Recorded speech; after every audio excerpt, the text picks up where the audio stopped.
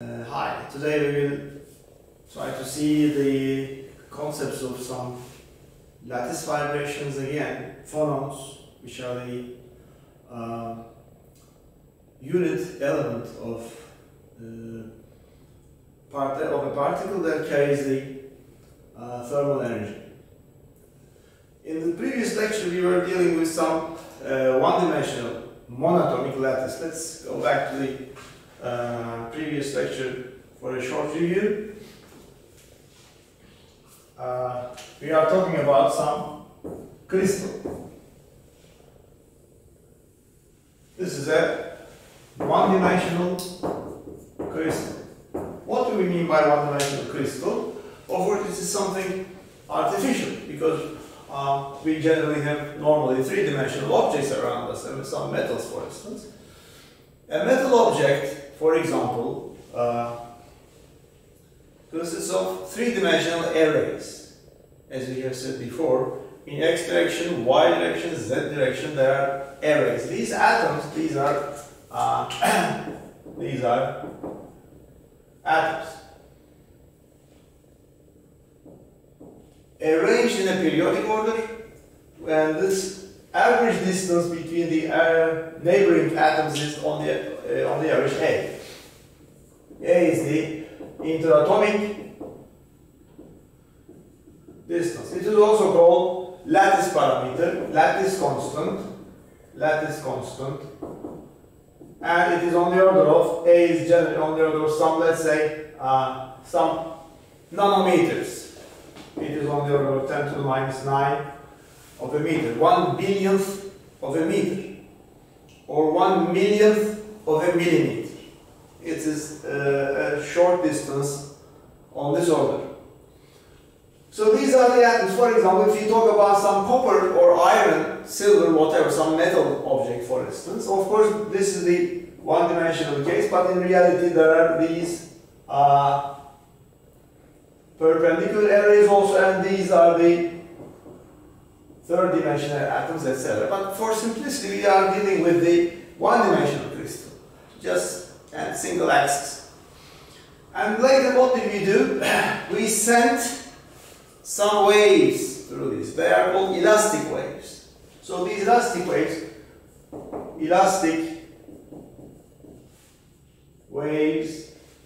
are sent. They are traveling waves. They are sent through the crystal.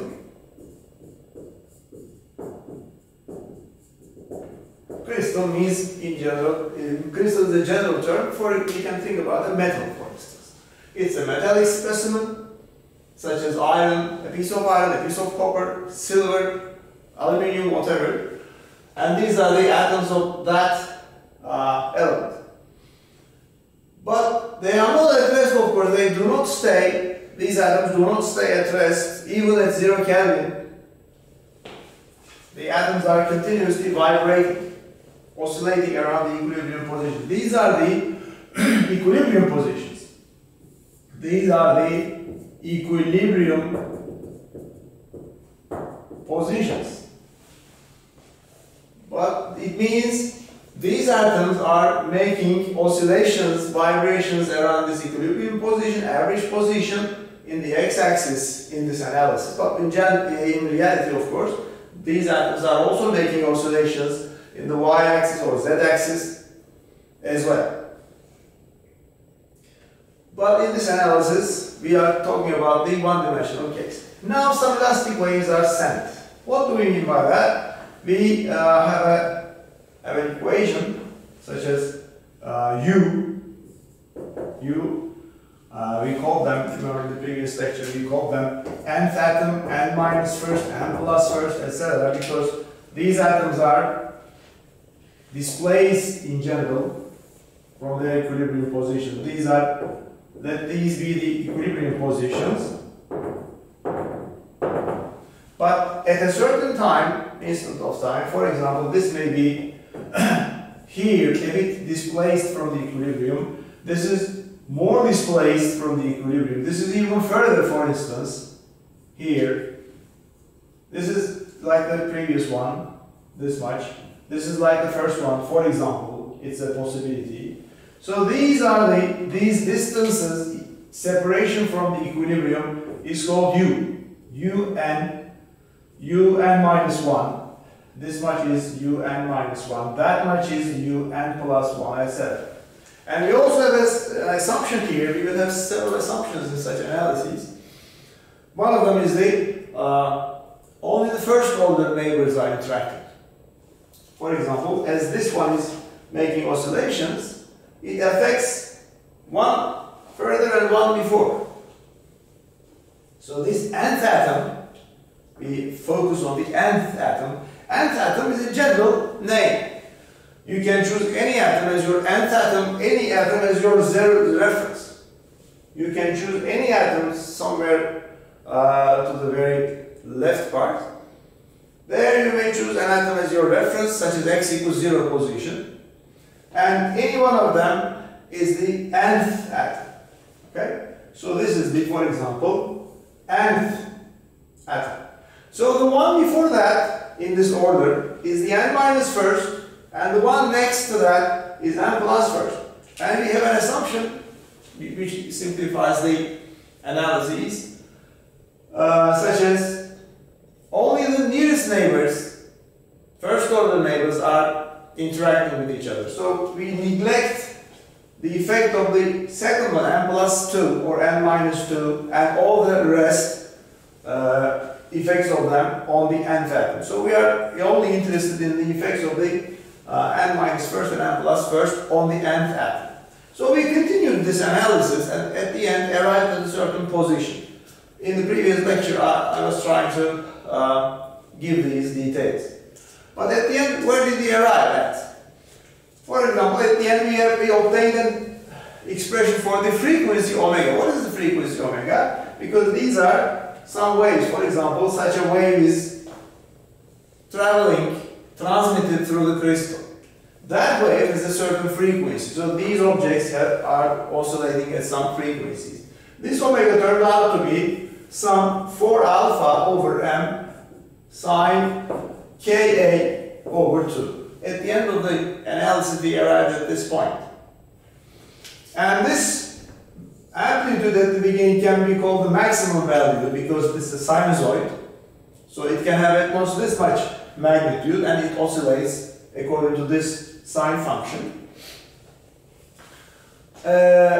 What is alpha and what is m? M is the mass of this. Let me draw another crystal, one-dimensional crystal. M is the mass of all of them, of a single mass of a single atom. K here is the wave vector. It is not the K, Kb Boltzmann's constant, or it is not the K for a spring system. Because we have a sort of spring system as we have tried to understand in the previous lecture.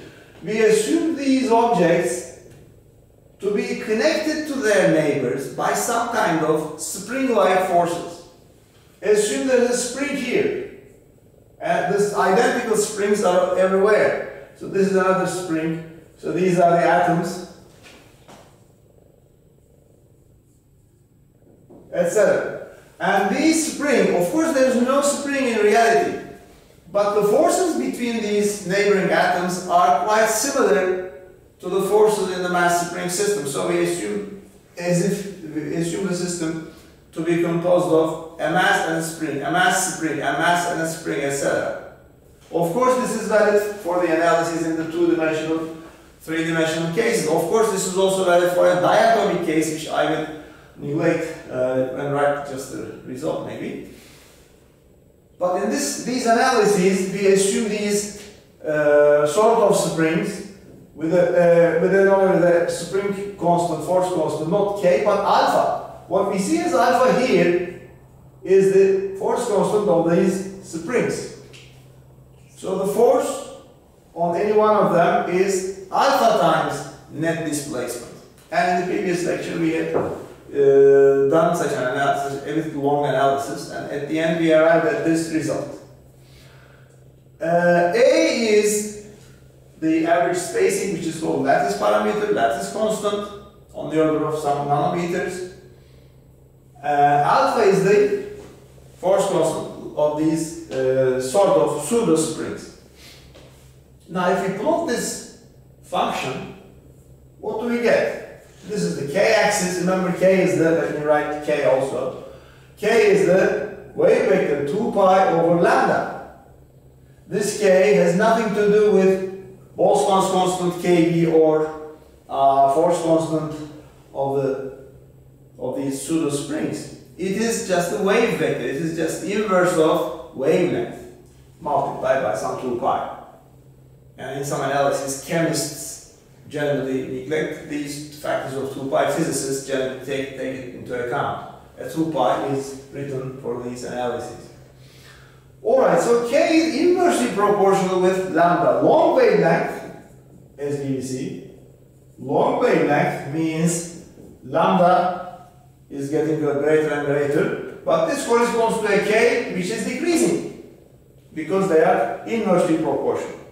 Alright, what about this, the shape of this function? It is a function like it's a curve, half a sinusoid for instance. This axis is k, that axis is omega, omega and k.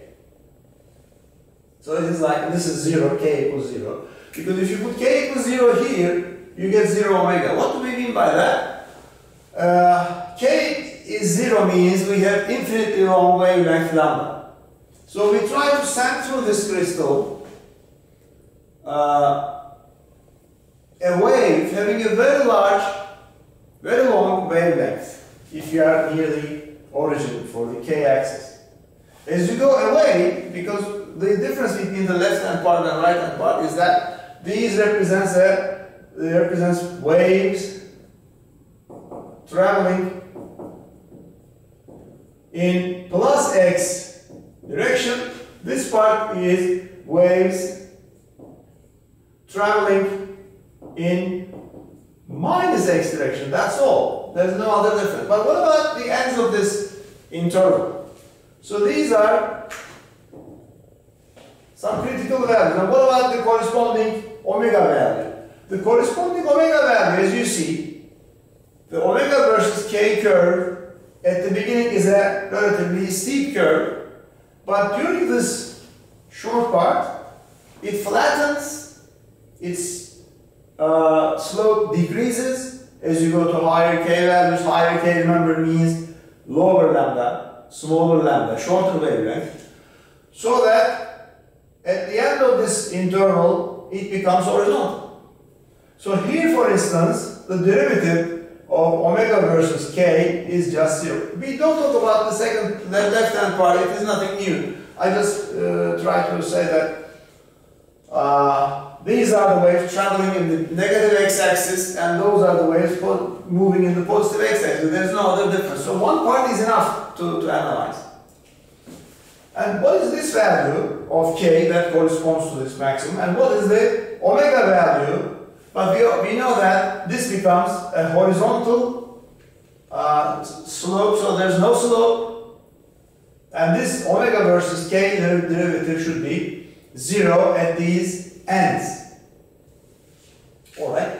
If you take the derivative of this from the final expression, because this was the final expression we obtained in the last lecture. So that omega by that k. On the right hand side we have something which doesn't include a k factor, so we just write it, but not important.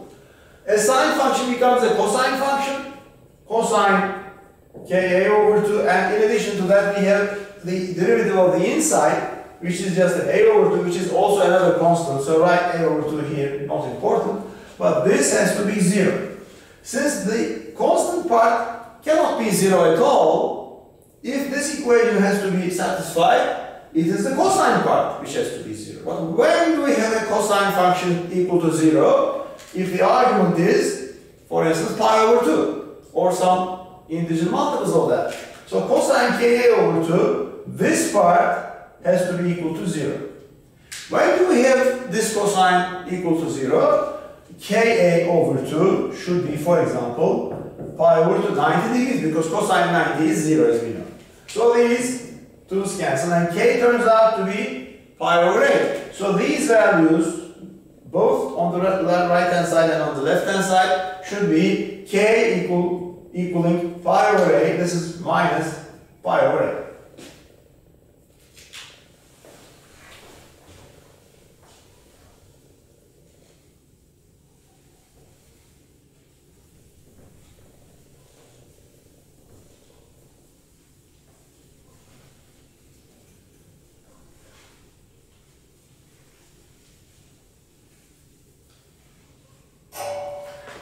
Let's also establish the important things. For instance, let's say this part, let me call it part 1, and this part, let me call it part 2.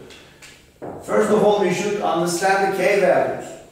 For instance, in part 1, near the origin, we have small k, which means large lambda.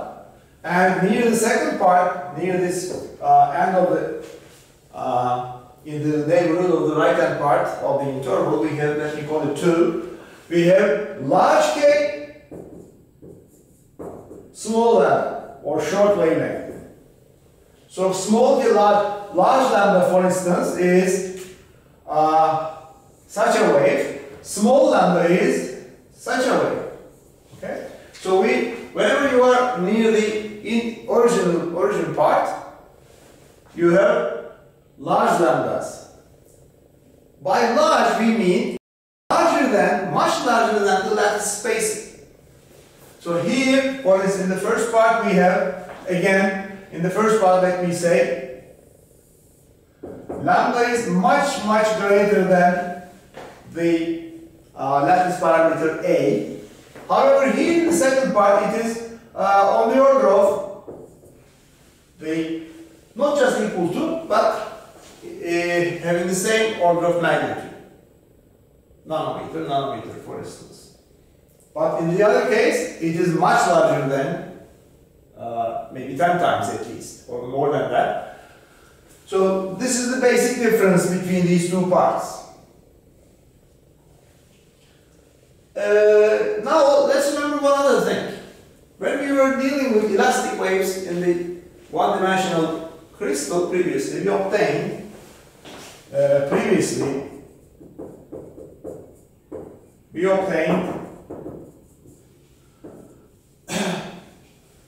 dispersion relation.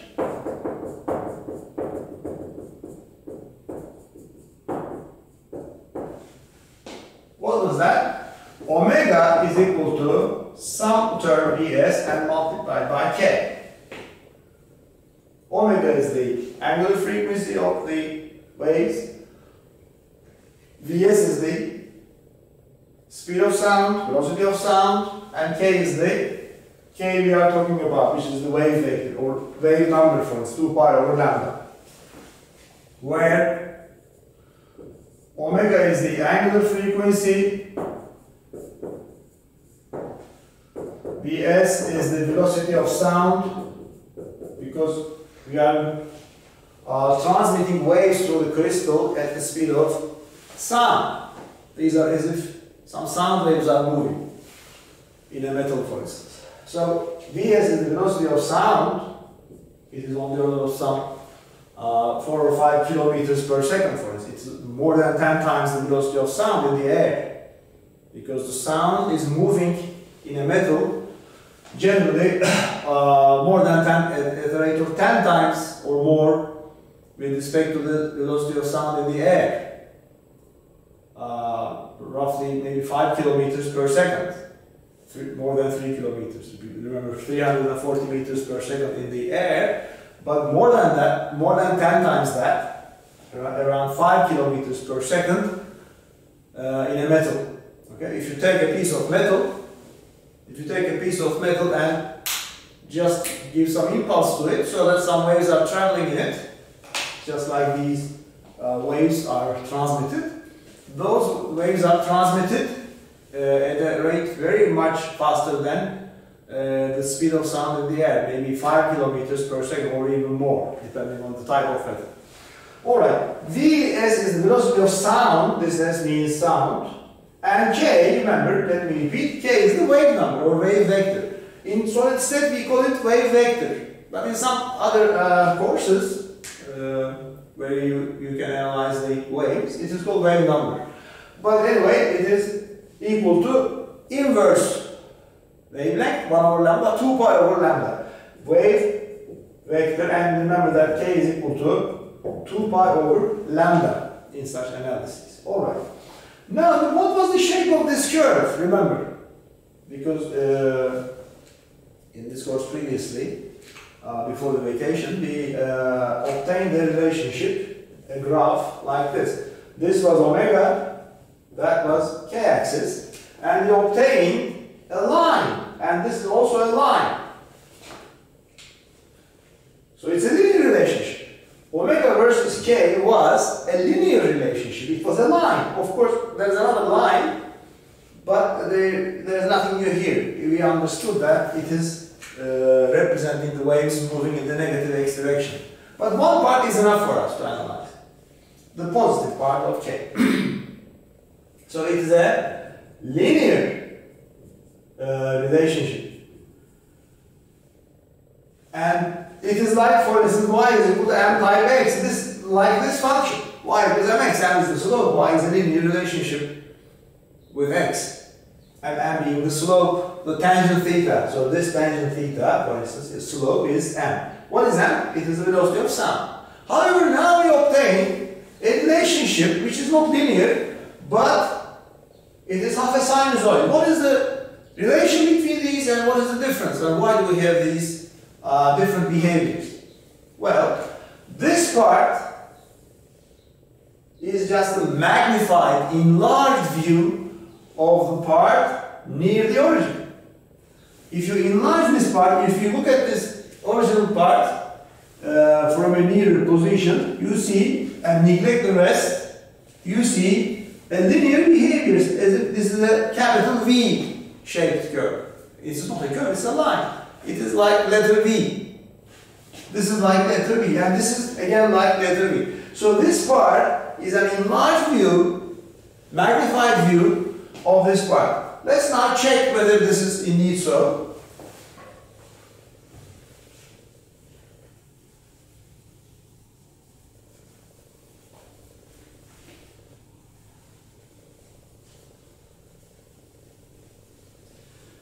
We always remember and use some Taylor's relationships, approximations, for instance. Taylor's approximation for sine theta, for instance. Taylor's approximation for sine theta.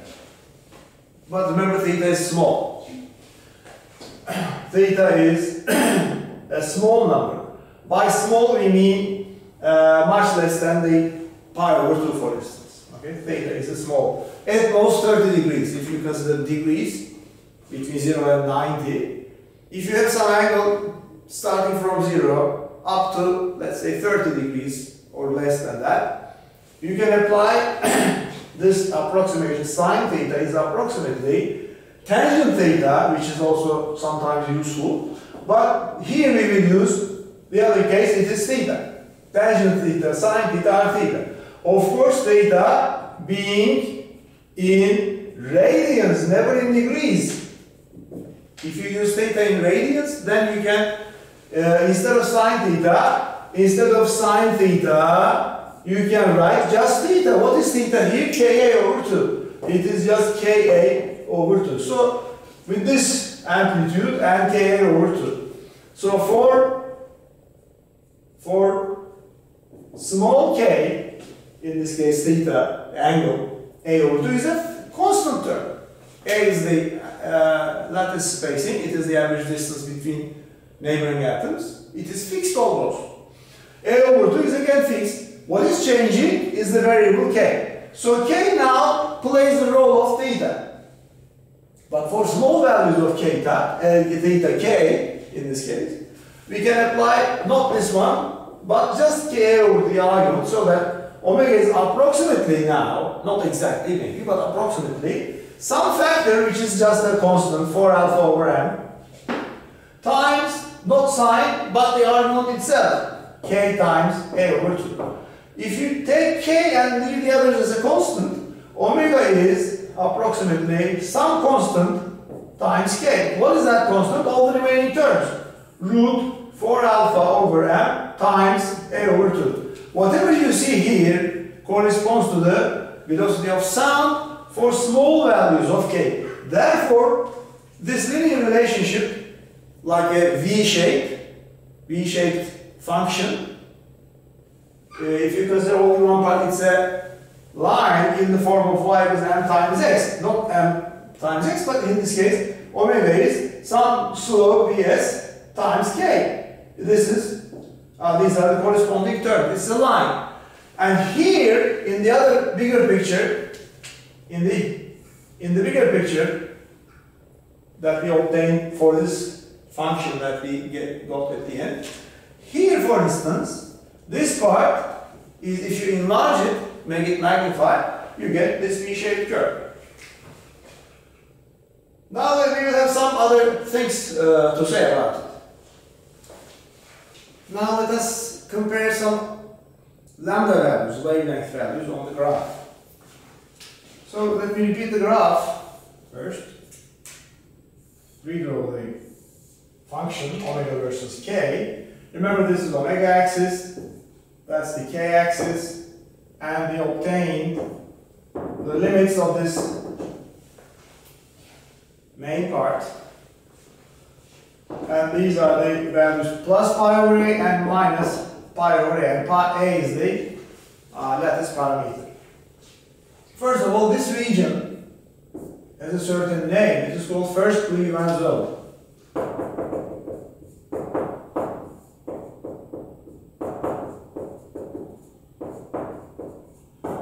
The abbreviation is FPZ.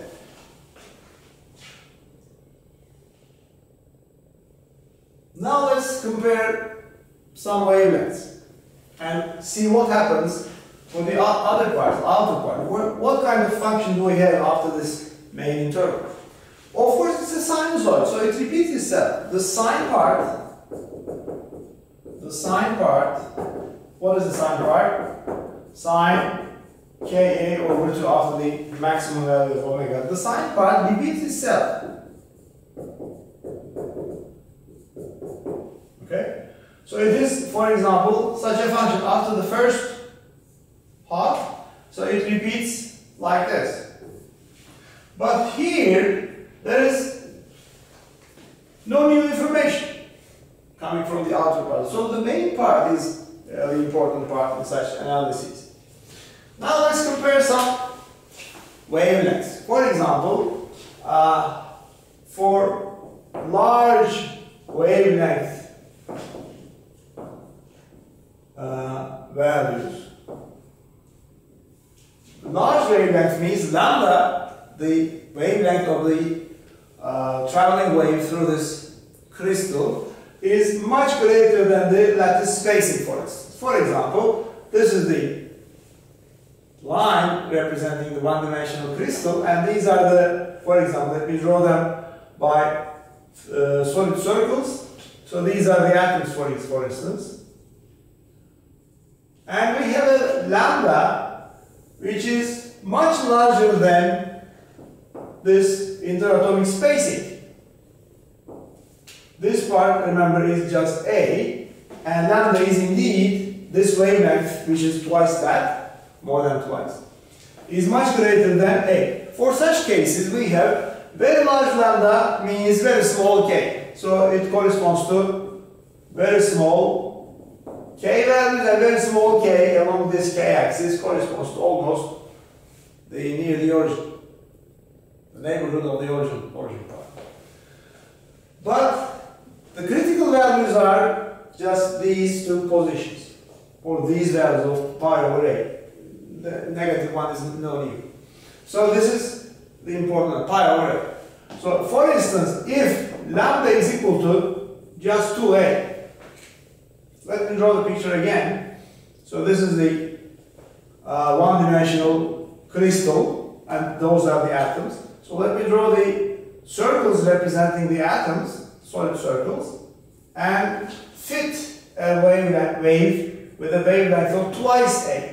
So for instance, it is such a curve. So if you compare the two peaks, this is the wavelength lambda, which is equal to twice the interatomic spacing. This is A, lambda is 2A. What happens to K for this value of lambda? If lambda is 2A, then K is equal to, remember, wave vector is 2 pi over lambda, 2 pi over lambda, which is 2A, so 2's cancel. Then K turns out to be pi over A. Pi over A is just the critical value, it is the limit of this first Riemann zone, FBZ. And what happens at that position, at that value of K? It's a zero slope. What is the physical meaning of this zero slope? Let's now see that.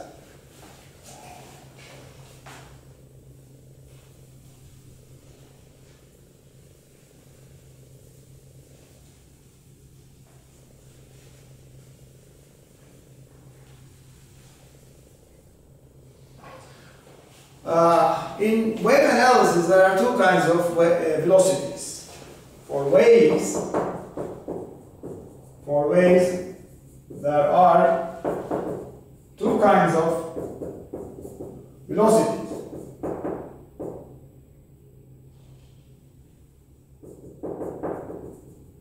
One is the phase velocity, the other is the group velocity. One, phase velocity V sub P, P for phase, and two, group velocity V sub G, G for group. Now what is the difference between them? V phase is defined as omega over K, but V group is defined as the derivative of omega with respect to K, del omega by del K. And physically, what is the difference? Let's see. Phase velocity is defined for cases where we only have a single frequency, single wavelength wave, such as a monochromatic wave, single component, having just a single unique value of frequency, wavelength, etc. Phase velocity is defined for waves having a single wavelength lambda, single frequency omega. So V phase is, as we have written here, that omega by that K. Simple. So for example, we have a single wave like this. A sinusoid, for instance, for simplicity. But there is no other component. There is a single component, unique wavelength and unique frequency, and it now phase velocity is meaningful here. What about the group velocity?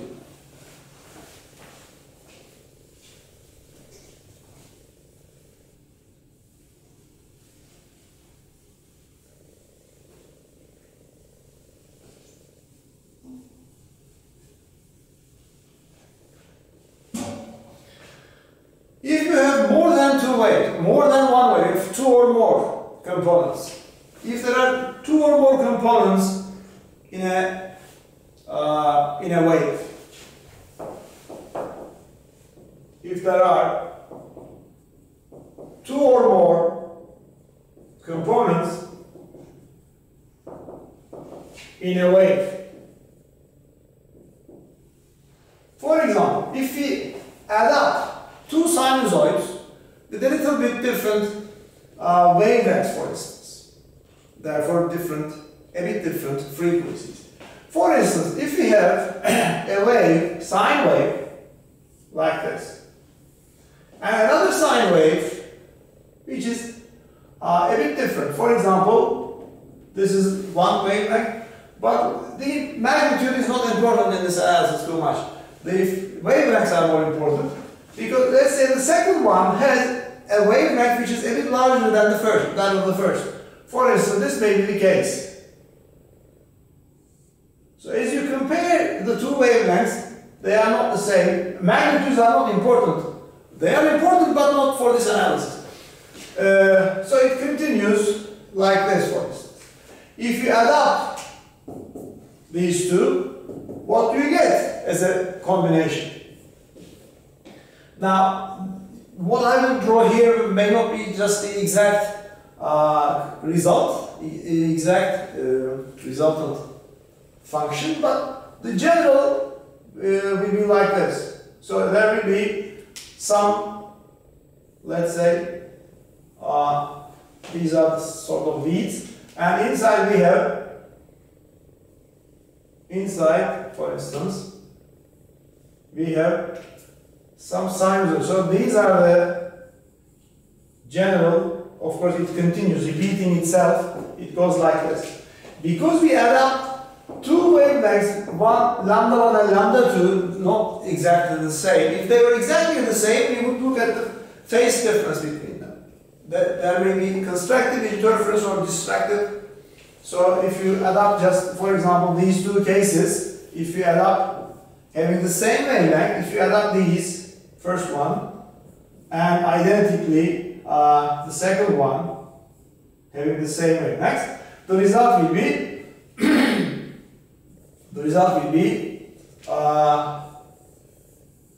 the addition of these amplitudes for constructive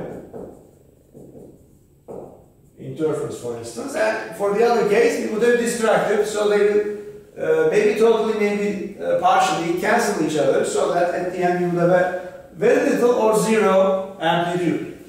But this is valid for the cases where we have identical wavelengths. However, here we don't have identical wavelengths, so that we don't have identical frequencies. You may add a third component, fourth component, nth component. So as you increase the number of components, the shape of these beads changes, and they become shorter and shorter, for instance. Of course, Heisenberg's uncertainty relationship is also, the analysis is based on this principle.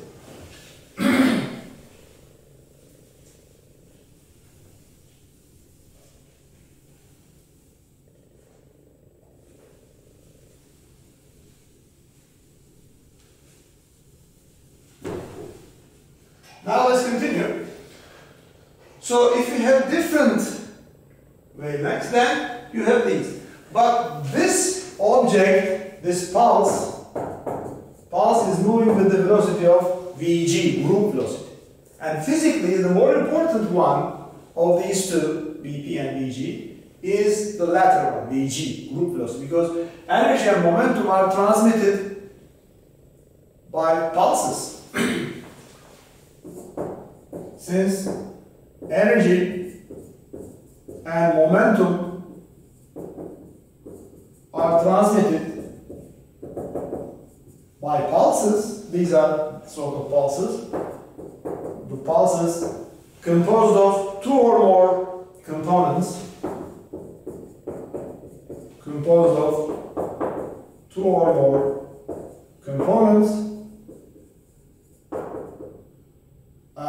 having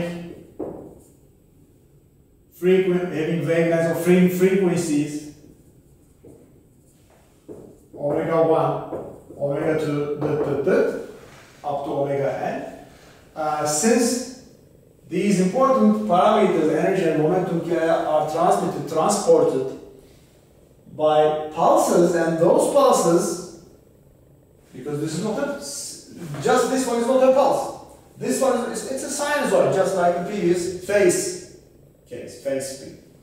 But now we combine them, maybe just these two, maybe you can add more components, elements into this group, so you get a kind of pulse. And that pulse consists of several components, having maybe slightly, maybe largely different frequencies, omega 1, omega 2, omega n, so that an energy or momentum, and both of them are transmitted by not just pure sinusoid, but by pulses. So, and since energy and momentum are transmitted by pulses composed of two or more components, having frequencies omega 1, omega 2, up to omega n, the velocity of this group is physically more important.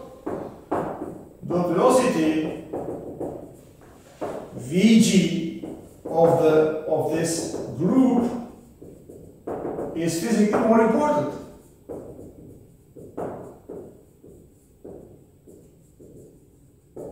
Okay, so let me rewrite the definition. Vg was, remember, the partial derivative of omega, wavelength, frequency with respect to the wave vector k. Now let's again compare the origin and the limit, right hand of the interval.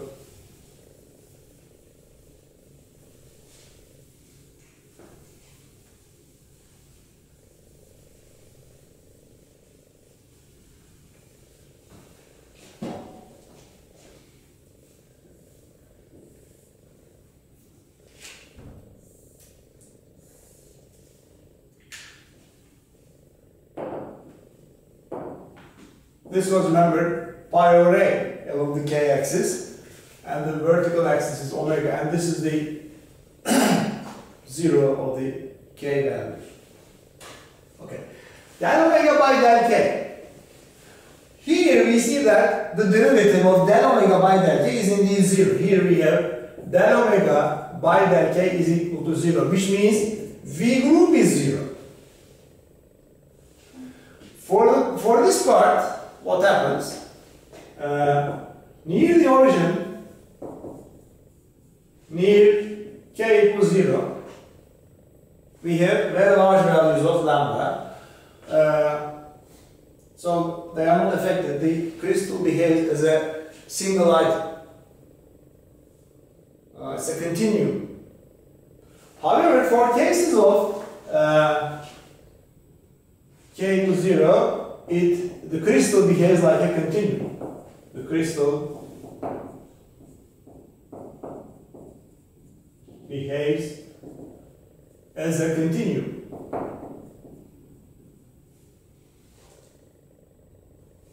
And Vp, which is omega over k, and Vg, which is del omega by del k, are equal. Alright? They are equal. Both are the same speed in this case, because omega was, remember, omega was some omega m sine ka over 2, but sine function, remember, sine function, omega was nearly omega m times k over 2. So this can be written as omega m a over 2 multiplied by k. So if you write omega over k or del omega by del k, there is no difference. For instance, V phase omega over k is just this factor, omega m lattice parameter over 2. But if you take the partial derivative of omega, del omega by del k, you still get the same quantity. It is like derivative of 3x, for instance. What is the derivative of 3x with respect to x? It is 3. So this is the quantity we have to write here as the derivative. So omega m a over 2. So we understand that V phase and V group are the same for the smaller values of k, which means larger values of lambda. Larger with respect to what? Larger, much larger than the lattice spacing. But what happens here? We understand that there is a zero derivative, zero slope.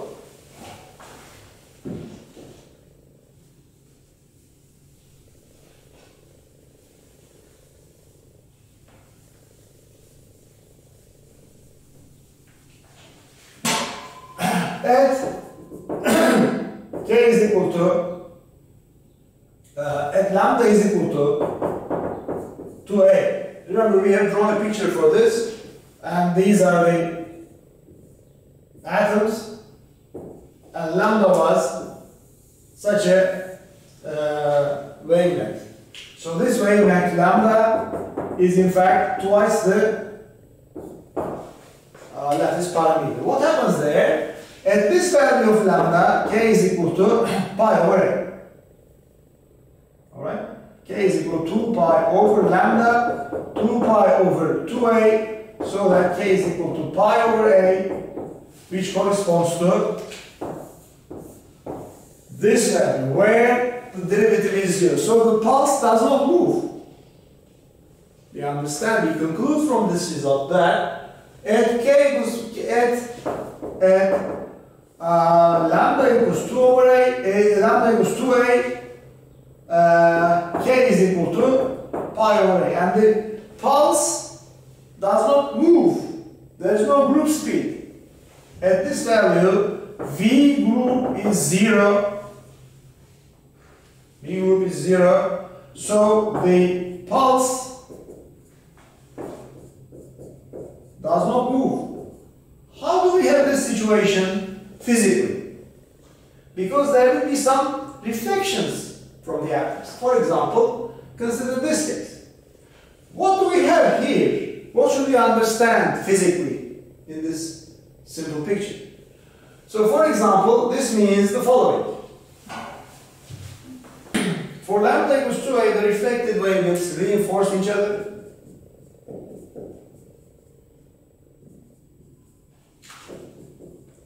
So the incident one and reflected one cancel each other.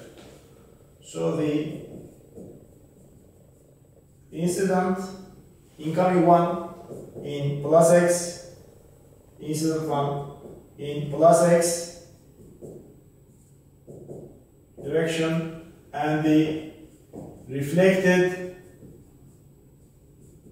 in minus x direction sort of cancel each other. And when they cancel each other, we obtain standing waves. We obtain standing waves. So that there is no real movement of the pulse. Therefore, group velocity is 0.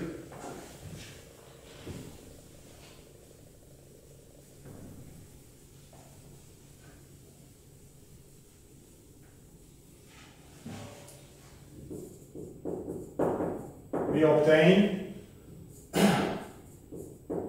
standing waves. For example, when you take a guitar string and pluck it, what happens?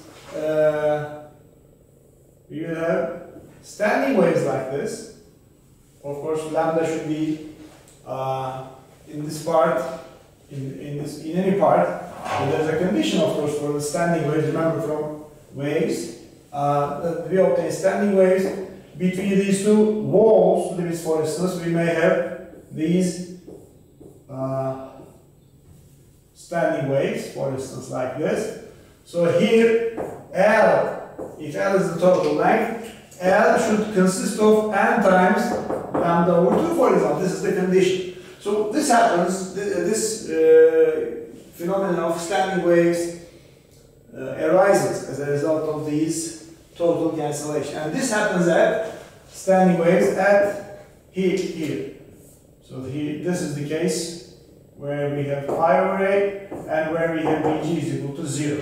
Therefore, although there is a phase velocity, there is no group velocity.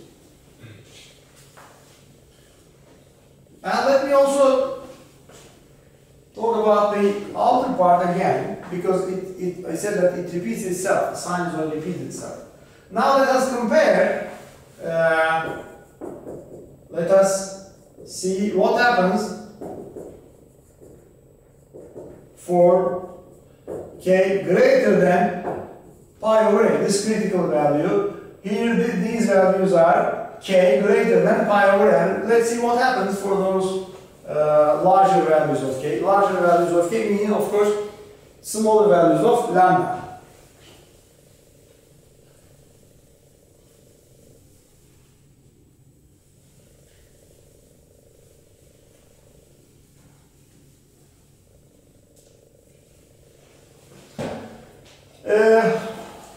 Let's compare now two wavelengths. Now, let us compare two wavelengths. One, lambda is equal to 4a. One, lambda equals 4 times a. Let me draw the representation for the atoms, and these are the, for instance, let's say these are the atoms.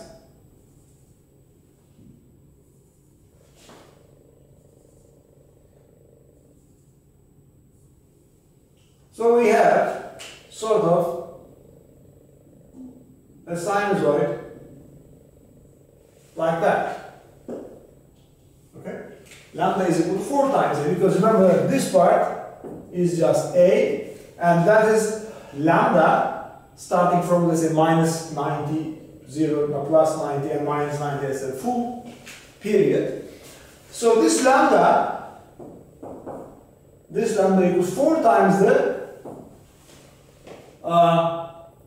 lattice spacing parameter A. Now let's compare it with a new case where lambda is 4 over 5, 80% of the lattice parameter. Let's say lambda is equal to 4 over 5 times A. Now let me draw the same picture again, this upper picture again. So let's say these are the initial positions. And let me redraw the atoms. They are the same positions. So first one is has moved this much downward. This one is 0 position. This is positive position, that much. And this is again similar to the second, and fifth is similar to the first. So between these two pictures, there is no difference. Okay?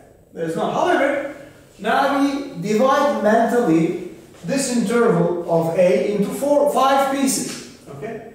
1, 2, 3, 4, 5. Again, 1, 2, 3, 4, 5. Again, 2, 3, 4, 5. And 1, 2, 3, 4, and 5. Now let's consider a new wavelength, as I will try to draw it.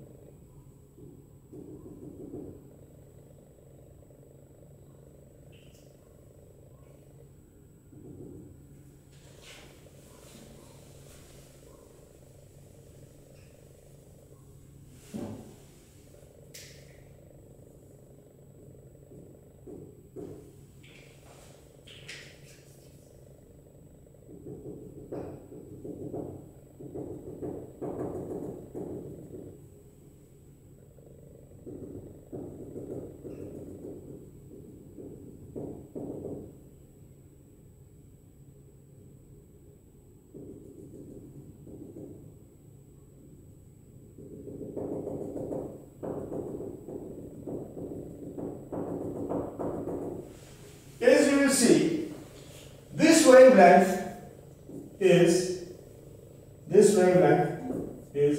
lambda equals 4/5 of that lattice parameter. But as you see, the dotted red sign function, passes by the positions of the atoms, the same positions as in the first case. So as far as the positions are concerned, there is no difference between these two cases. So lambda equals 4A and lambda equals 1/5 of the first one are corresponding exactly to the same situation for the atoms. Let's try to see it on the omega versus k curve. For instance, this is a sinusoid, the left part, and here we said that it repeats itself.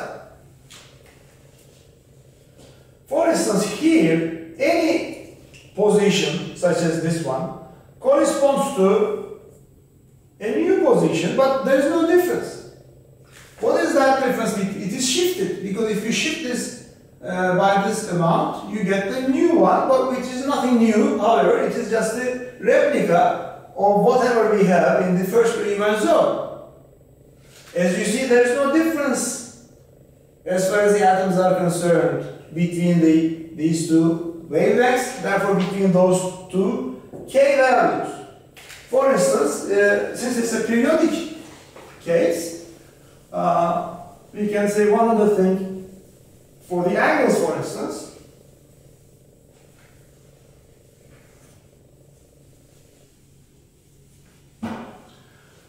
For instance, let's say 10 degrees.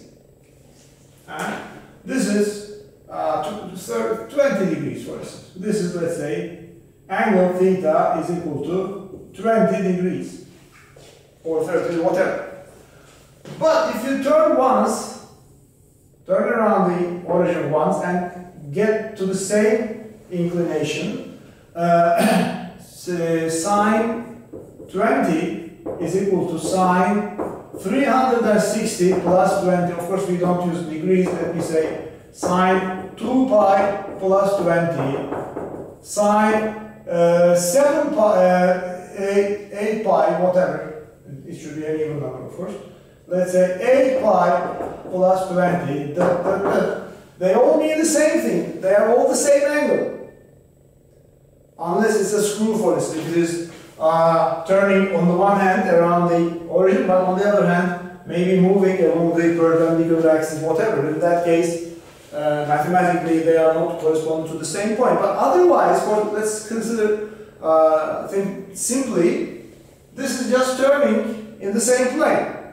So there is no difference between 20 degrees and 380 degrees, or 740 degrees. There is no difference. All of them are 20 degrees. So similarly here, we have the repetition. So for example, this is the case. However, it just repeats itself. So for example, this position is no different than this position, because this is just shifted.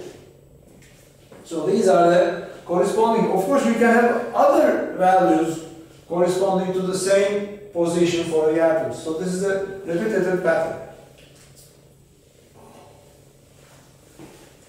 Therefore, some frequencies cannot be transported because the atoms cannot overcome that situation, because they can have only some kind of oscillations, vibrations.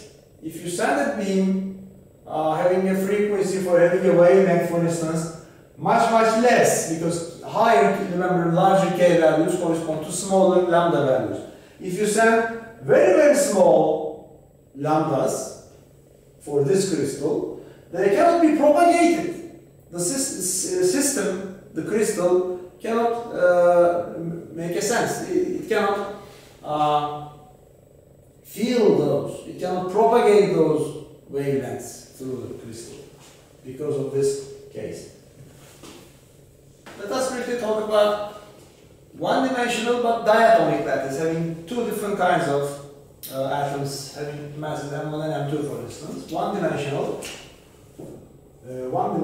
diatomic lattice. One-dimensional diatomic lattice. So by this topic, we mean the following. We have the single case, single axis, one-dimensional. But let's say we have two different atoms, two different types of atoms alternately placed. Sodium chloride, for instance, sodium chloride. They have different masses, different behaviors a bit. So two types of atoms are arranged one after the other, for instance. Let's say one of them, these have masses M1, M2, the others have masses M2. And in each direction.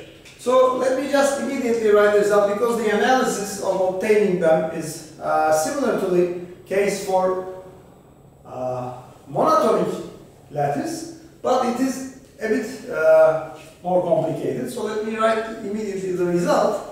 So omega squared, not just omega squared, is now alpha. Of course, the same analysis applies here. We apply the same strategy. So we consider these bonds as if they are like springs, for instance. Springs of force constant alpha, for example. This is the analysis.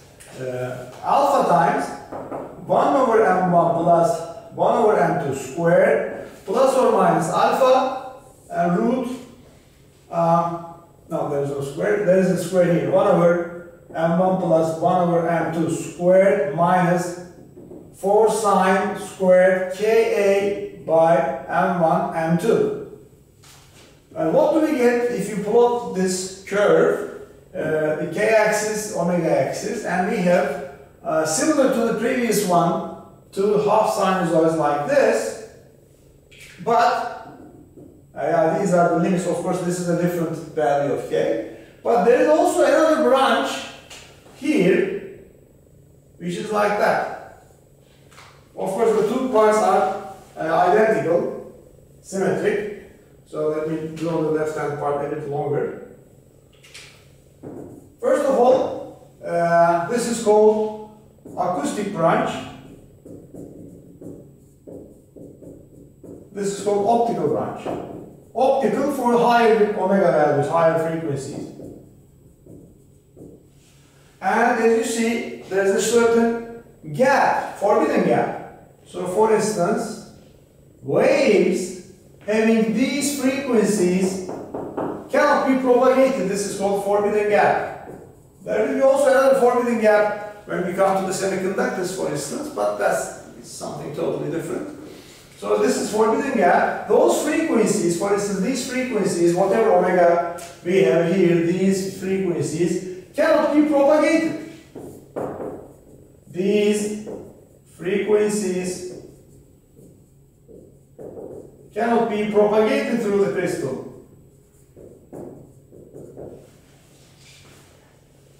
And first let's check this for the case for monatomic one. Let us check if this omega, if this function reduces to omega is equal to root 4 alpha over k, 4 alpha over m, sine Ka over 2 for monatomic case. Monatomic means if these m's are equal. If m1 is m2, if m1 is m2, the masses will be identical and there is no difference between the two types of atoms. There will be just one type of atom, which is the monatomic case. Now, if you put m1 equals m2, which is single m, if you just put this in this equation, for instance, omega squared will be alpha times 1 over m plus 1 over m, first part, plus or minus alpha root 1 over m plus 1 over m squared minus 4 sine squared Ka by m times m. So this is the new form of the equation if they are identical. Two types of atoms now become one type of atom. There will be some cancellations. So the right hand side will be alpha times 2 over m plus or minus alpha times, this will be 2 over m but squared minus 4 sine squared Ka over m squared. So this will be m squared outside, alpha times 2 over m plus or minus alpha times, again over m multiplied by, it will be 4 minus 4 sine squared. So 4 times 1 minus sine squared, that 4 comes out as 2. So we have 1 minus sine squared Ka. This will be cosine squared Ka. So it will be, if you convert it to half angle, Ka over 2, you will see that 2 alpha over m multiplied by 1 plus or minus, this will be cosine Ka, but cosine Ka using the double angle, remember cos 2x is cos squared x minus sine squared x, so it will be 1 minus twice sine squared, it will be 1 minus twice sine squared Ka over 2 now. So if you write it as negative term, these ones will cancel, this will be positive, 2 times 2 will be 4, so omega squared will be 4 alpha over m sine squared Ka over 2. If you take the roots of all terms, this will be omega this will be root, that will be sine, and we will obtain the previous expression. So this is, in fact, reduces to the monatomic case. What about these critical values? For instance, what is this value of omega at the top? What are these critical values? And especially, what is this value of k? Is it still pi over a, for instance? You can get them by taking the derivative of omega versus k and setting it to 0, so that, because this is adjusted, these are just 0 and 0, horizontal parts of the curves. And from these two values, you can obtain the k value. It will be not just pi over a, but 2 pi over a. Also here, you can get these, if you put this k value, using the plus sign, you can get this one. Using the minus sign, you can get the other one. And for k equals 0, here, you can get this value. At least you can do this. Go back to the function here we obtained here. If it is 0, for instance, if k is 0, this term drops. Sine 0 is 0. If this term drops, these are identical, you take it out, it will be twice. So here it will be, for instance, here it will be, this value is omega squared, because of this function, alpha times 2 over m, 1 over m1 plus 1 over m2, but there is one more, so twice alpha times this, and take the square root. So 2 alpha times this parentheses in root here. And these two values can also be found from the case here.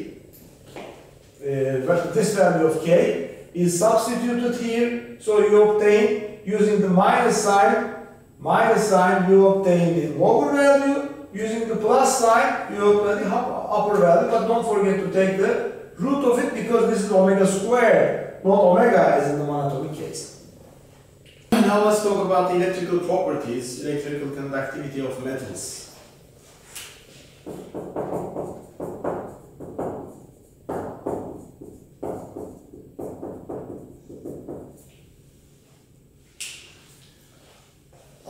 We know Ohm's law from high school, or even before that.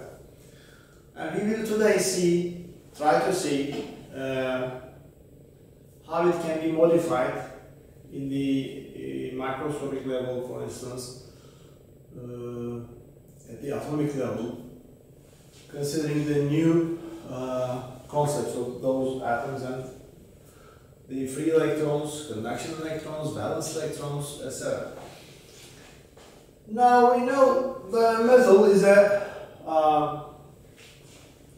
strong object generally, but sometimes some of them are quite flexible. They have good electrical conductivity, they have generally good thermal conductivity. Thermal properties will come later. But first let's try to see the electrical topics, some basic ideas. The current in a metal, the current density, density of electrons in per unit volume, etc. Now let's consider a metal, for instance, in general. It is a rod, for instance. It's a rod. A rod, for example, metallic rod, is a good example of an electrical conductor. Normally, of course, there is no current flowing because there is no potential applied across the ends of this metal. If you get small enough, if you get, for instance, down to the atomic level, microscopic magnitude, and just enter this piece of metal, what do we see? We have been talking about these arrays of atoms, of course. So let's consider, for instance, a piece of metal. For example, this is a small part of a metallic wire. And we have seen that there are atoms like these, as these circles represent. Of course, there are billions and billions of such arrays in the x direction, y direction, z direction, and we consider just a very small part of it. So these are generally called ions. Ion is a general name. It is an atom, of course, but it is not neutral. If an atom, for instance, if a neutral means there is no net charge on it, the plus and minus charges cancel exactly. If a neutral atom, for instance, loses one electron, as we will see soon, if it loses one electron, one or two electrons, maybe for a divalent atom, for instance, for a monovalent atom, such as these copper, silver, gold, for instance, if it loses one electron, then it becomes an ion, positive ion. Then it becomes a positive ion. So assume that they are all positive ions. They have charge +1. +1 E. E is the elementary charge of the electron. But charge of the electron is a negative sign. Has a negative sign. E is normally -1.6 times 10 to the -19 coulomb. This is a positive E because an electron has gone from each atom. It's a metallic sample, and each of these ions, which are almost standing at the average positions, but on the other hand, continuously making oscillations back and forth, up and down, forward and backward, etc. On the other hand, we have free electrons. So these free electrons, for instance, let me show them by these small circles everywhere. So the number of free electrons should be the same as number of ions, because each ion, each atom has become an ion losing one electron. So the number of red circles should be the same as number of black circles, which are the ions. What else? These are, of course, negatively charged particles. This is a negatively charged electron, negatively charged electron. So these electrons are continuously making, wandering around, continuously they move along zigzag paths. But normally, if you don't apply any, for instance, if you do not apply across this metal any potential difference, of course there is no net electric current. If you take an ammeter, for instance, and attach the ammeter here, so assuming a circle like this, there is no such circle, so there is no net current which can be measured. However, if you get this piece of metal and attach a battery across it, then from the positive to the negative, so we have an electric field now because of this battery. So that we create an electric field across the ends of the metallic conductor. And therefore we know, for instance, F is equal to Q times E. E is the electric field, Q is the charge. In this case it is E. So in our case F will be E times E. Little e is the charge Q, capital E is the electric field. So each electron here, each free electron, experiences a force that is acting opposite to the direction of the field. Because for a positive charge, for a positive charge, F and E are in the same sense. But for negative charges, remember, F and E are antiparallel vectors. They have the same direction but opposite senses. So that these electrons, for instance, if this is the positive end applied to the left hand part, that's the negative applied to the right hand, Now from the positive to the negative we have an electric field in this conductor. Therefore these electrons will be trying to move opposite to this field on the one hand, and on the other hand they are making continuously collisions with the ions. So this is the basic mechanism. And therefore if you attach a battery across the ends of the conductor and put an ammeter here, of course this ammeter shows you a net current. However, there was no current in the previous case where there was no potential. So there was no reason for these electrons to go from one end to the other end. However, now there is a reason for that.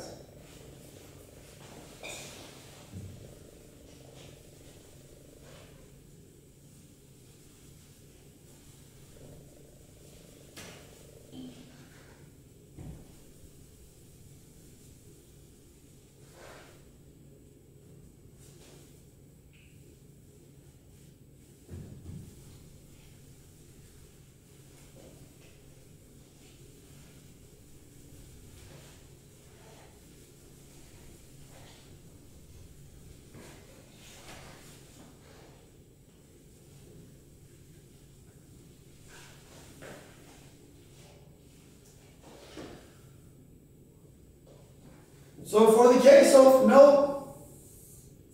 no battery applied, we have the electrons. Let me draw just a single electron. This electron, for instance, here is making such movements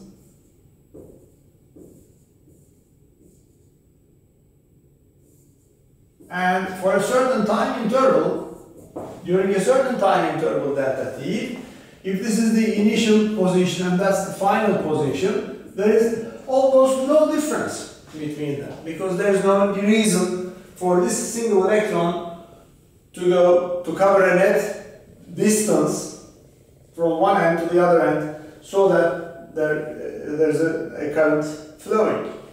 However, if there is an electric field created across the ends, let me do it this way now.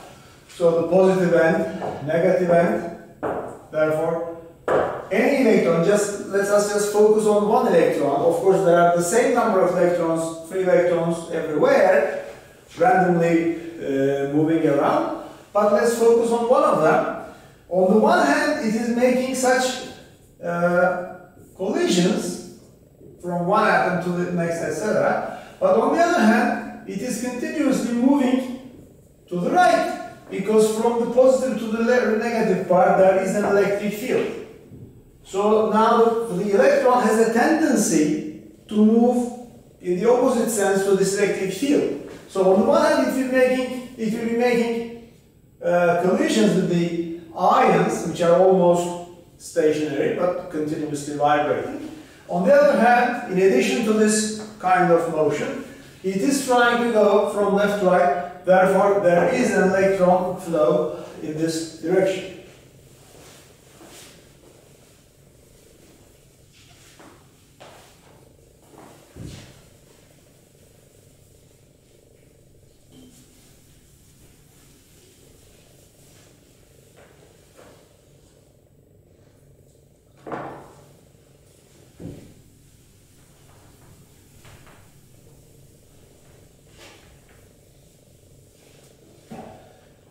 Now let us have a look at the atomic structure of a simple metal. For instance, let's say sodium. Let us consider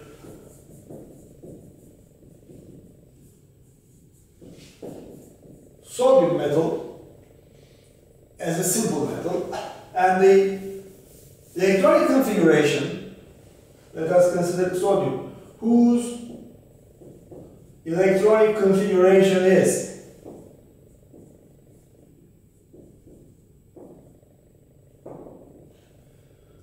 since it has 11 electrons, sodium has 11 electrons.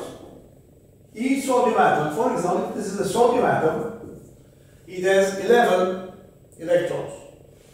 And the electronic configuration maybe you may know from chemistry courses or from more elementary physics courses, the electronic configuration for such a sodium atom is 1s2, 2s2, 2p6 and 3s1.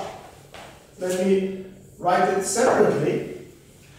So the sum of these numbers, 2 plus 2 plus 6 plus 1 is just 11. And we know that there are shells, atomic shells. So these orbitals, remember, for instance, 1, 2 and 3. 1s, there is only an s orbital, s shell here. So 1s2, its capacity is 2, therefore it is filled. Next one is 2, but 2 has 2 shells. So one is 2s, the other is 2p. 2s can have 2, 2p can have 6 at most, 6 electrons. So totally 2 plus 2 plus 6, until here we have allocated for 6 plus 4, 10 electrons. Where is the 11th? The 11th is the outermost electron. It is in the 3s shell, 3s1. Of course, an s level can have 2 electrons, so half of it is filled. There is still a place for a second electron in the s orbital, but it is for the next atom in the periodic table. So 3s1, and in almost all cases, the outermost electrons are the most important ones, because these are called, remember, let me rewrite it, 1s2, 2s2, 2p6, and the next one is, let's say, 3s1. So these are called core electrons. They are in the relatively inner orbitals from the nucleus, because remember that we have the nucleus here, positively charged, and these are the core electrons. But the outermost one, let me write 3s1. 3s1 is in the outermost level. So this is the 3s electron.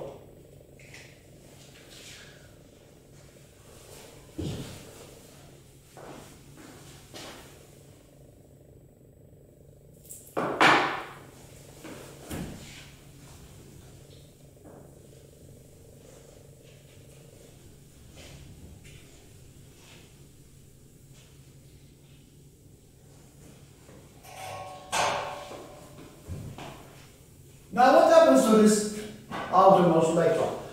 It is called valence electron. These are core, and the outermost one is called valence. The valency is determined by this one for each case, valence electron. And this is the electron that creates the current inside the metallic object. How do we understand that this is so? Let me consider a single sodium atom.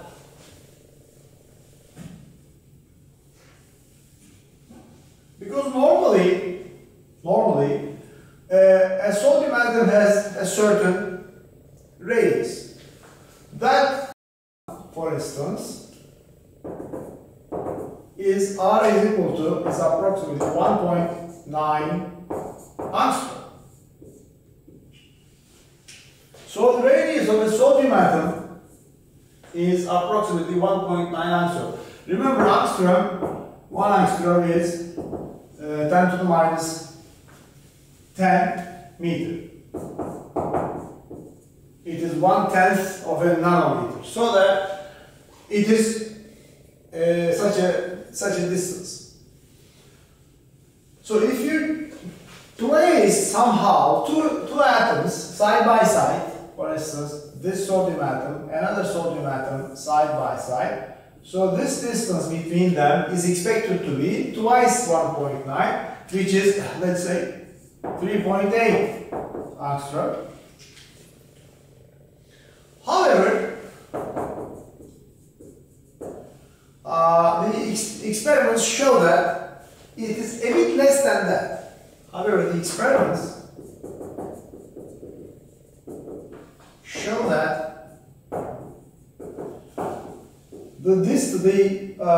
center to center, for instance, distance, the center to center distance is not 3.7 but 3.7 angstroms. It is a bit less. What do we mean by this? So they are a bit overlapping. So the sodium atoms overlap. Overlap means a small part is common to both. For example, instead of such an array, we have some part which is common to both. So this part is the overlapping part. It is less than the expected sum of two radii.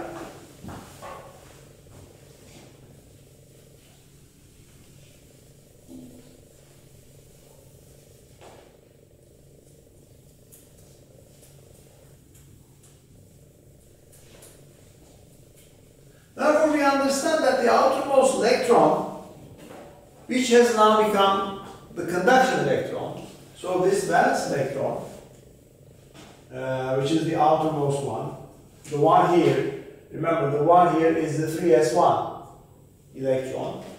Since these are overlapping, each one is overlapping with the neighbors, right, left neighbor, upper, down, one upper, one lower, one forward, one backward. So since these atoms are overlapping, the outermost electrons, or electron for a single atom, if you talk about a single atom, single sodium atom, the outermost electron, which is called the 3s1, now becomes the conduction electron. Now becomes, because it is easier to detach this electron from the atom.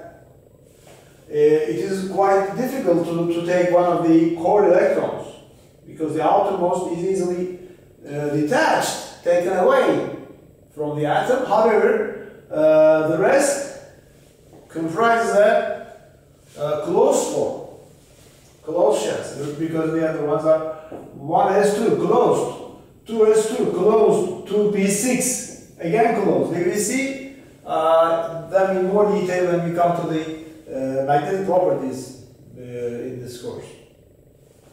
So these are closed shells. However, 3s1, the outermost one, it wasn't 3s2, it was 3s1. So it is more easily detached from the atom. And since they are overlapping, for instance, this is the schema for some neighboring sodium atoms.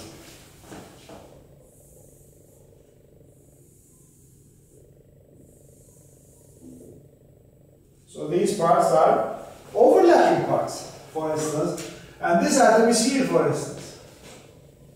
This is the 3s electron for this one. There is one more, another 3s1 here, another 3s1 there, another 3s1 there. So this electron, for instance, during the time, in the course of time, may pass from this atom to the next one, and then from there to the next one, to the next one.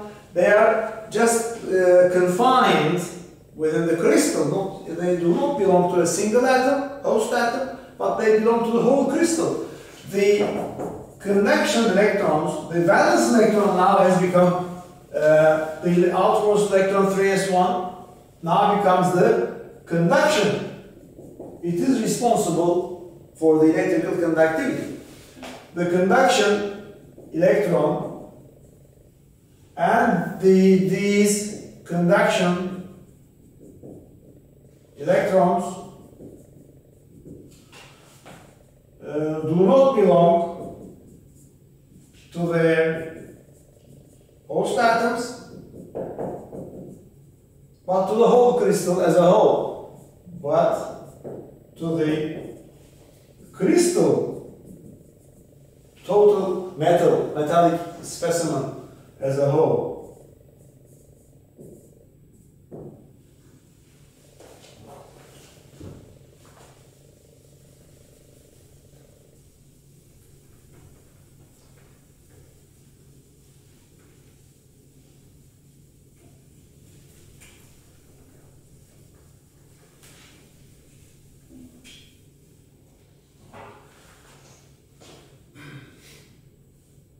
Now we have seen Ohm's law, and we know that it is I is equal to V over R.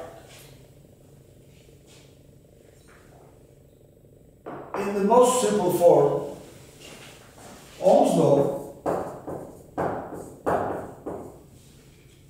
gives us, remember we have a resistor and apply a battery potential source across the ends of the resistor. So if this is the value of the resistance and that's the potential of the battery, then there is a current in the circuit, simple circuit, and that current is simply V over R. Yeah, this is the most elementary form of Ohm's law. For instance, if there is a concentration gradient between the two sides of a room, again the same idea applies. So instead of a gradient of potential or temperature, now we have the concentration gradient, delta N, so that there will be a constant flow from high concentration to low concentration areas.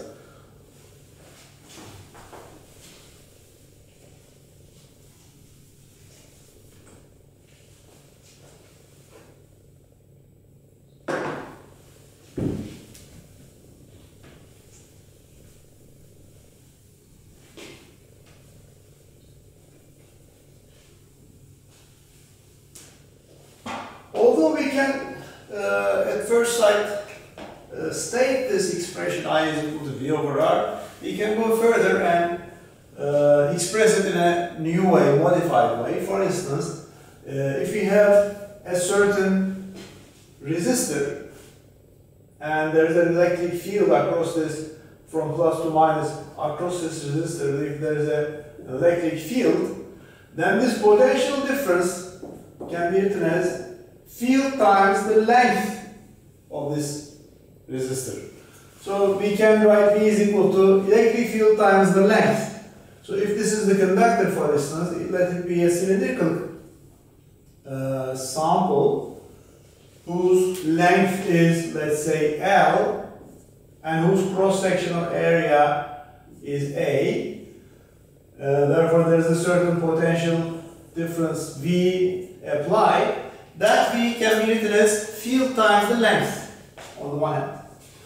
So I is equal to not V over R, but instead of V we can write it as E times L over R. But on the other hand we have R, resistance and resistivity can be interrelated. R can be written as rho times L over A. Rho is the resistivity, L is the length, and A is the cross-sectional area. So here we can go further and express R as rho L over A. So A goes up, but these L's will cancel. On the other hand, we have I is equal to E times A over rho. But if you take this A to the denominator on the left hand side, remember current density is current over area, so we have I over A on the left, which is J now, is field over rho. And finally we can say resistivity is the inverse of conductivity, so this rho is just the inverse of the electrical conductivity. So instead of 1 over rho we can write sigma, and finally we have J is equal to sigma times E. This is the Ohm's law in a modified way at the microscopic level. So this is called also Ohm's law. And this sigma, where sigma is the conductivity, of course electrical conductivity, which is in fact 1 over resistivity rho, and E is the electric field, J is the current density in terms of amperes per meters squared, which is the cross-sectional area.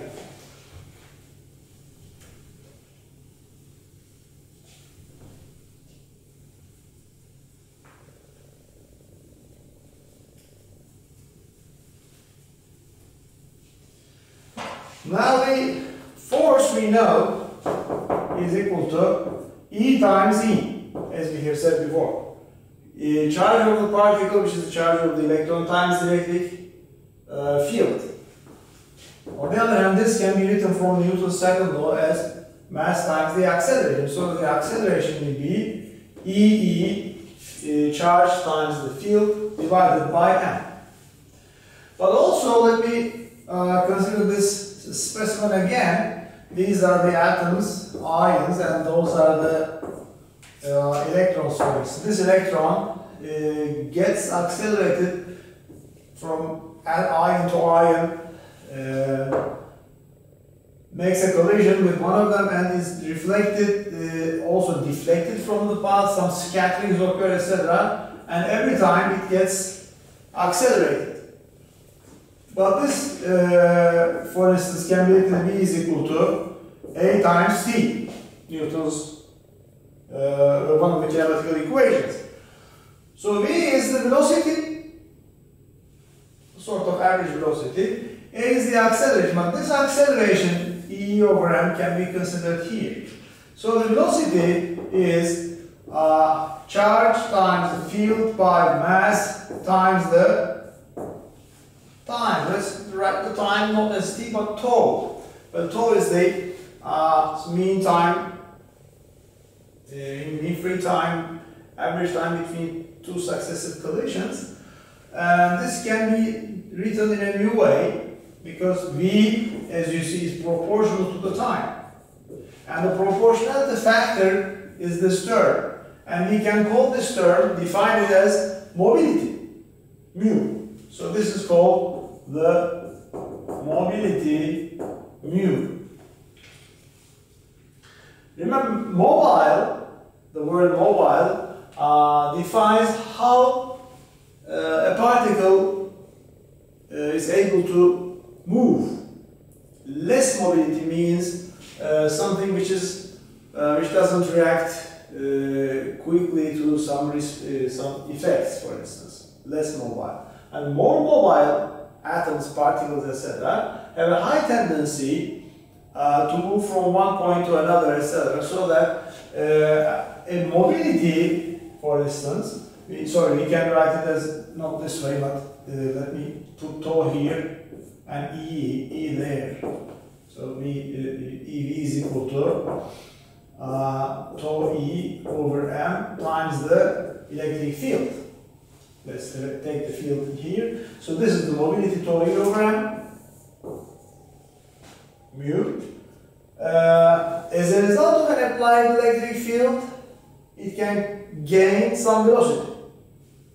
So this velocity can be higher and higher as the object becomes more and more mobile. So this factor tau E over m, which is the multiplier with E, the electric field, gives how high the velocity will be as a result of this applied electric field.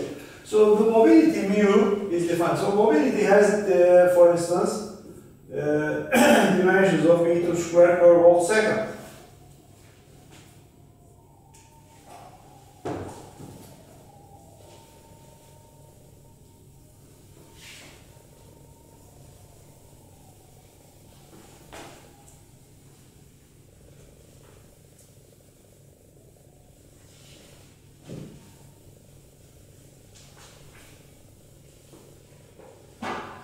Now consider a conductor, for instance.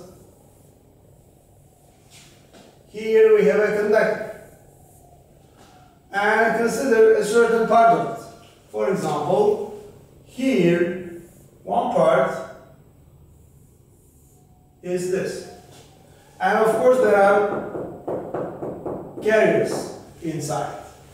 Let this the concentration of these carriers be n.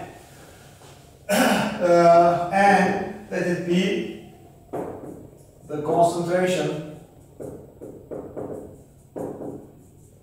of, let's say, electrons now. Electrons, which is number per unit volume.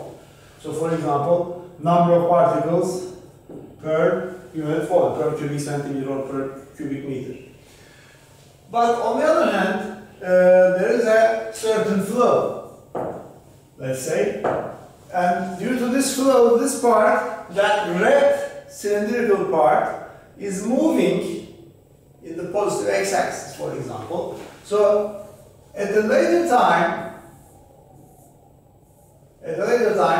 this part moves to the new position.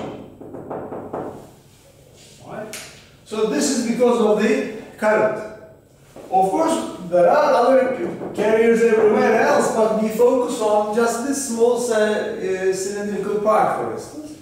And it is moving at a certain velocity that we call Vd. And because there are two kinds of velocities, V drift and V thermal speed. Random and thermal velocities and drift velocity. There are two things, two totally different values. For instance, in this case, the cylindrical part is moving as a whole together with a speed Vd. So during time, let's say t, this part, this length will be velocity times time. So that during time t, this red part is moving. So that this distance is just drift speed times the t. During a certain time, let's say 1 second, for instance. And the cross-sectional area is just A. So the volume of this rectangle, of this cylindrical part is just, let it be V, for instance, volume V. It is the cross-sectional area times this length, which is V drift and T. How many particles are there? There are n particles. Particles are electrons, n particles, and electrons. Please see the difference between capital and little n. Little n is a ratio, is a concentration. So many particles per cubic meter. But this capital N is just the number of particles totally. So that this total n is just little n times volume.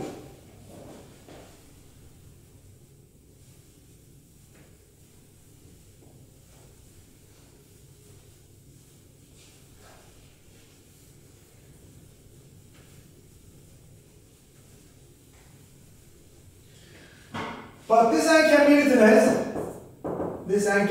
as, little n times the volume. What is the volume? V drift times T times the area, cross-section area. But what is the total charge? The total charge in this cylindrical part, total charge is this number times little e. Let me write Q as n times e. This is similar to the case, for example, there are 5 people. There are 5, n is equal to 5 for 5 people, but each one has a certain money. For example, let's say each person has 100 Turkish liras, for instance. Then the total money is just n times 100. So the same idea applies. Instead of money, they have some charge. So many coulombs. What is the charge? Little e, charge of the electron. So number of particles in just the red part times charge of each of them, E, is the total charge. So total charge will be total number, which is this whole thing, and Vd time T, cross-sectional area A, times the charge of one of them. But what is the current? We know that it is dq by dt, time rate of change of charge. So we take the derivative of this with respect to time. All the things are constant almost except t. So this quantities other than t are the result of I and Vd, area, and E.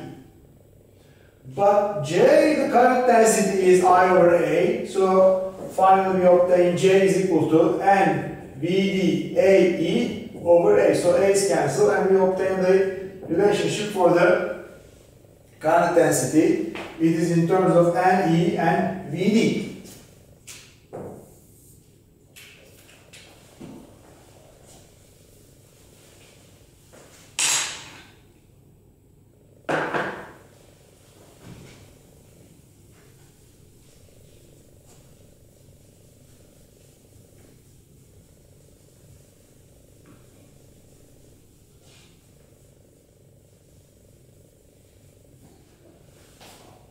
Next, this is the current density J related with the concentration of carriers, charge of one of them, and the drift speed. But there are, as we said, two kinds of velocities here. One is the thermal speed or random speed, the other is the drift speed. There are two kinds of velocities.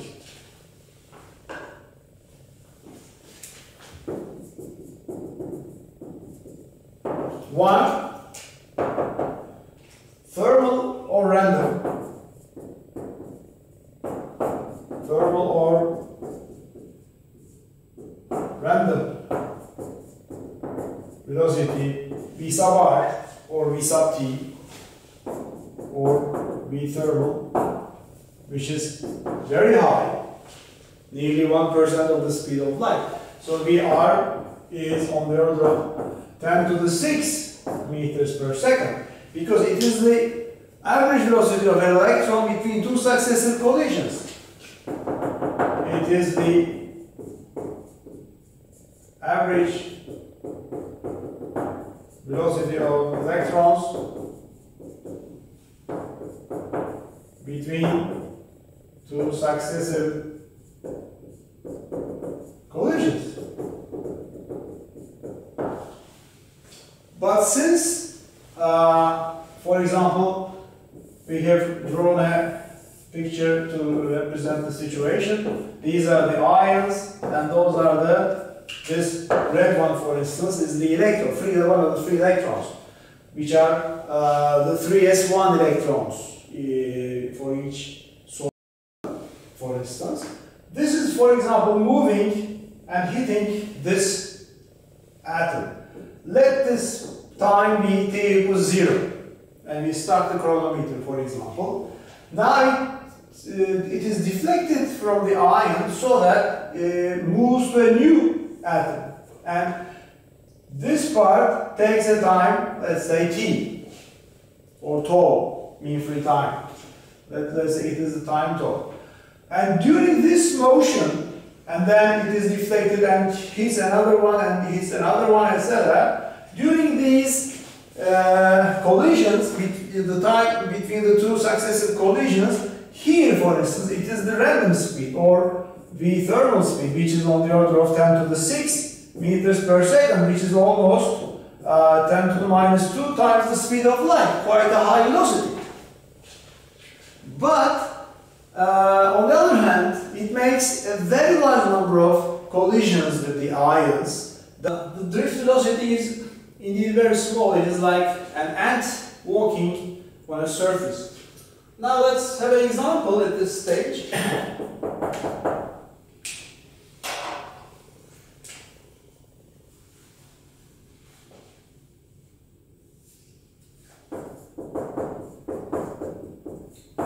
According to the root model,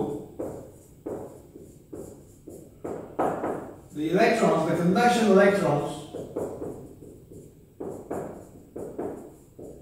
in a solid are like the gas molecules gas. I like the gas molecules.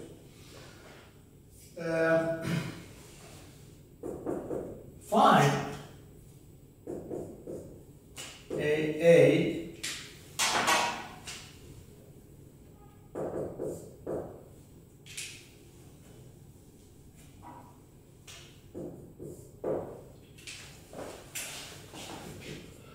the random velocity or thermal velocity of electrons, velocity Vr or Vt of the electrons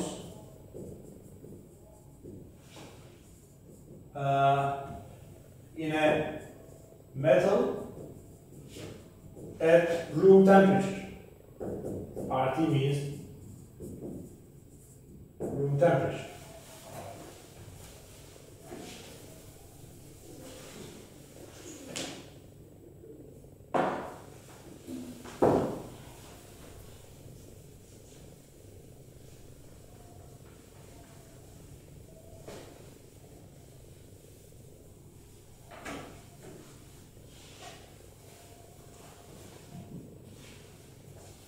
B, assuming the mean free path is the average spacing between two successive collisions, assuming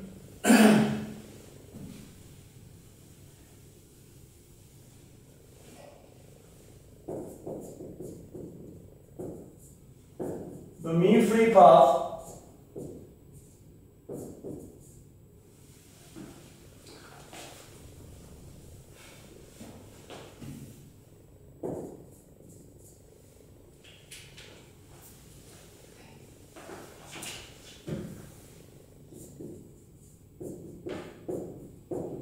is just, let's say, lambda is equal to approximately 1 nanometer.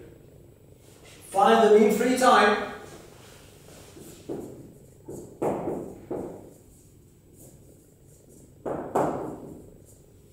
and C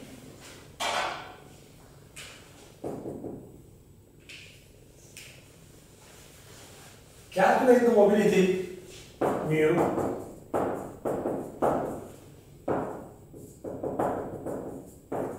and D find the drift velocity V sub D, assuming that a field of 10 volts per meter is applied.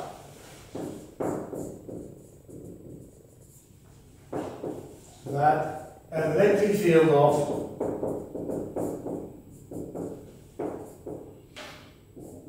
E is equal to 10 volts per meter is applied. Now, so we start with part A. In this model, Drude model, we compare two things. One is a gas in a closed container, such as this room and the air molecules inside. And the other is a metal in which free electrons are moving randomly inside. And there's a parallelism according to this model. There are some points where this Drude model is quite powerful, but there are also some drawbacks, as we can talk later. Here, for instance, we know that the average energy is 3/2 kBt for the gas molecule. Remember that we have 1/2 kBt coming from the equipartition theorem, because the average energy per degree of freedom is 1/2 kBt. The kBt is the energy of the particle. Since there are 3 degrees of freedom for the kinetic energy of these gas molecules, we don't have any potential for this case. 3/2 kBt. But this can be considered as the kinetic energy of the electron, so 1/2 mv squared. But this velocity is not the drift velocity, which is assumed to be very small. It is the first one, very high speed, which is the random velocity or thermal velocity. So we can add this index R. Now it is easy to get a result for elements, cancelling these two 2's. So VR is approximately 3 kBt over m. M is the mass of an electron. So we have a 3. The Boltzmann's constant is 1.38 10 to the minus 23 multiplied by T. At room temperature we take it as 300 kelvins, remember. So we have a 300 here divided by mass of the electron, which is roughly 9 times 10 to the minus 31 kilogram.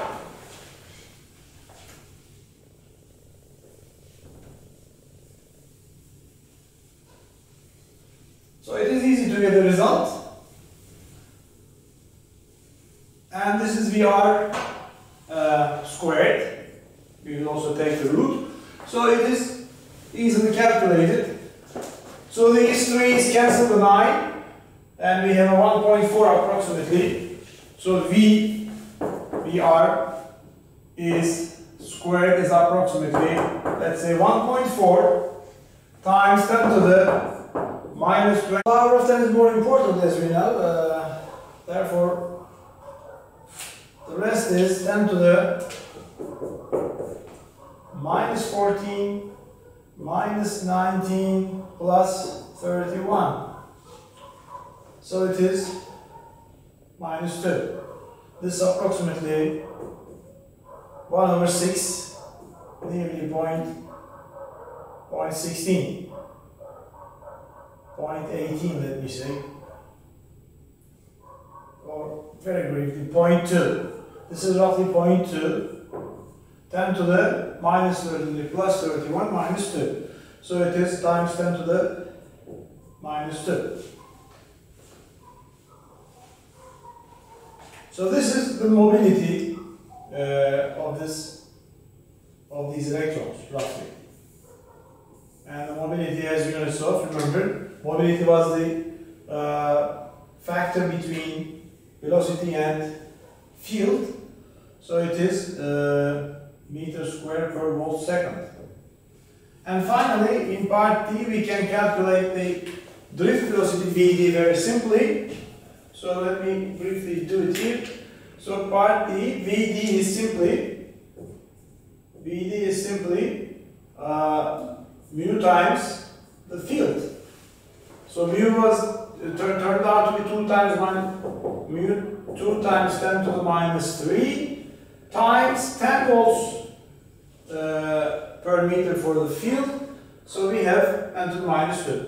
Therefore, V drift is approximately 2 times 10 to the minus 2 meters per second. In other words, roughly 2 centimeters per second as expected, because a minute ago we said that the velocity, drift velocity, which is the overall velocity of a single individual particle from one end of the specimen, sample, metal, to the other end, while making so many collisions per unit time, is the net velocity along the x-axis, if it is the x-axis where the fields apply. So it is on the order of centimeters per second, just like the speed of an ant walking on a surface, for example. So these are the typical values. Remember that thermal speed is approximately random velocity, thermal velocity is approximately 10 to the 5, 10 to the 6 meters per second, while the other one, the drift velocity, for instance, is very, very small, much smaller than that. For example, if I have a wire, electric wire, from the outlet coming to some TV set, for example, or a computer set, so maybe a few meters in between. When you turn on the power, of course, immediately you feel the turning on of the device. However, if it were possible to follow just a single individual electron from the outlet to the device, maybe for the distance of 3 or 4 meters, then that electron, it will take that electron to move from the outlet to your device for those 4 meters, for instance, with this speed, in 1 second it takes only this, so it takes 50 seconds or so for 1 meter, 200, roughly 200 seconds, more than 3 minutes. For a single electron, for a single conduction electron, from the outlet of the power to the device, a computer or a TV set or any other machine, and assume that the distance between them, the length of the wire is, let's say, 4 meters, it takes about 3 minutes for that single electron to cover this distance with this drift velocity.